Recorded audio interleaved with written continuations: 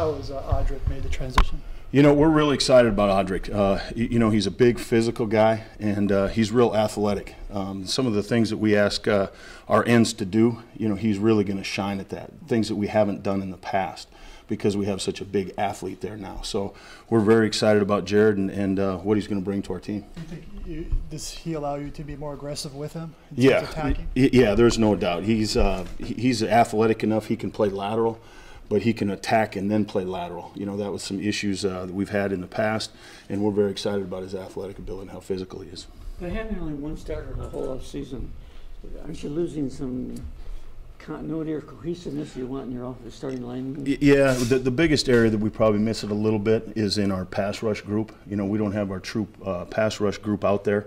And, you know, so those guys working together is a little bit of an issue, but we don't know who's going to be our opening day starters yet either. So the guys that we have right here is the ones we're coaching, and hopefully they can start to develop some chemistry when they're in. Miller's supposed to be back, right? I mean, yeah, Roy will be back. Yeah, you know, I mean, all the years I was in college, I'm a doctor now, so, you know, he'll be back. So really, you're only going to be missing some Derek because I mean, Clem's will show up eventually. Yeah, we're in constant communication with Clem, and we understand the reason that he's not here, and we would love to have him here, but he's not. So it's a voluntary issue. But so we're, you know, we'll play and practice the guys that are here and be excited about the ones that we have. What's the voluntary issue? What's that? You said there's an issue. Yeah, that stays between Clem and I and Gus and the GM, and you know, it's a personal issue, so you know, we'll keep it between our staff. Any chance he shows up next week?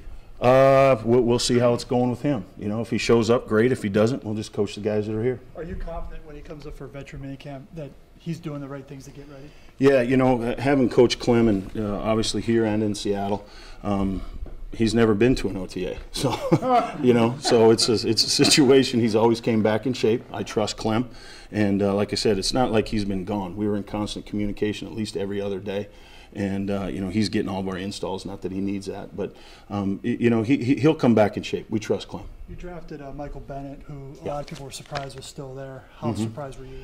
I was really shocked that he was still there. You know, I was in beating on the table a lot earlier in the draft than we got him. But you really see him flashing out there. You know, he missed rookie minicamp, so it hurt a little bit of his development and how we play some things. But just in this short amount of time, you start to see, even today, you know, he had a couple really nice plays, so he's flashing. Do you think initially he'd be just a third down guy, or can he do some stuff against the run? No, we anticipate him being all three downs, you know, especially as he develops in our package. How can you use Scooter? I mean, last year the auto was a little bit of a problem. Can you move him around the defensive line as well? Yeah. As a matter of fact, he runs with our second group as a pass rusher. You know, he had some real good success out in San Francisco, and you know, he's going to run as a Leo within our second pass rush group. So we're really excited about him. He's still learning. You know, he's got to learn his base stuff first, and then we get to sprinkle in the pass rush stuff with him. So we'll get more and more of that as camp goes on. Good year for Andre Branch. How's he responding now? Going into the season? I tell you, he's playing extremely well. Obviously, once again in gym class, but you see the burst, the lean, the bend, and he really seems to be focused. And we're excited about that. He's matured every year we've been here, and I think he's taken another step this year. Do you see, for a lot of these guys, third year within this system, the staff, can you see that on the field? Yeah, and I think just as a defensive lineman, you know, you have your rare breeds and stuff that go in and just impact the game immediately as a rookie, but usually it takes 2 to 3 years with young guys. And the same thing with our system. I think in the last couple of years, they've known what to do and how to do it, but now they're really starting to figure out why we ask them to do the things that they do. And that goes for all three positions from front to back. So you really see a change in our maturity and our understanding of the package than we have in the last 2 years. Is that maybe why Ziggy probably didn't flash as much last year? And people thought he was moving back to his natural position, and he would, you know. Yeah, our package, what they did in Pittsburgh is totally different, obviously. You know, they were basically a 4-point read team. And, you know, we have to break some habits. You know, he's slowly getting out of that mindset to get into our attack mode, and you really start to see it now. You know, it was a slow process right away. We knew it would be, but we've seen some good strides from middle of last season through now. Todd, was it like that in Seattle for you in terms of that maturity or that understanding of it, just because what you guys do is a little bit different? Yeah, you know, Gus got to Seattle a year, or in this package, a year before I did. I was still in Tampa. So the last 2 years, you've seen it where we really improved from year 1 to year 2. There was a good improvement. And then from year 2 to year 3, there was an improvement. So I just think the longer you're in our system and understanding why we do what we do, they can only play faster. And you really see that with our guys right now.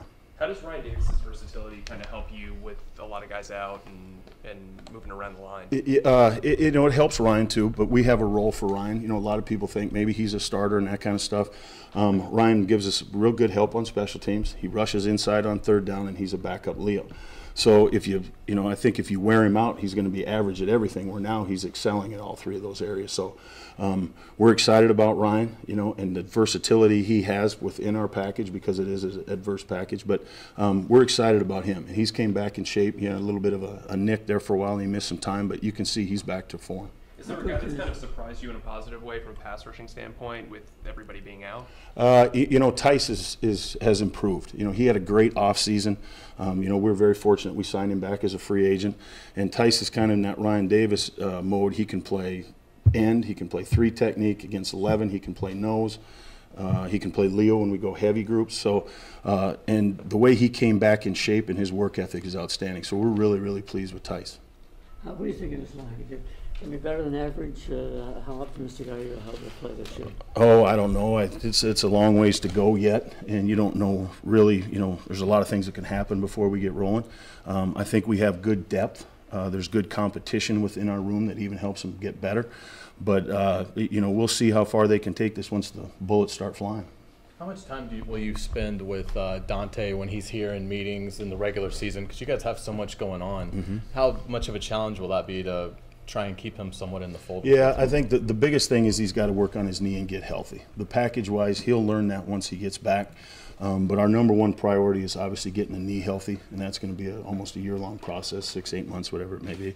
But we will be spending time together depending on the rules. I haven't been informed on exactly what the rules are. But whatever the rules are, if we get a chance to meet with him, we definitely will. We'll get him back to speed so when he comes back, we're going to get the player that we thought we drafted.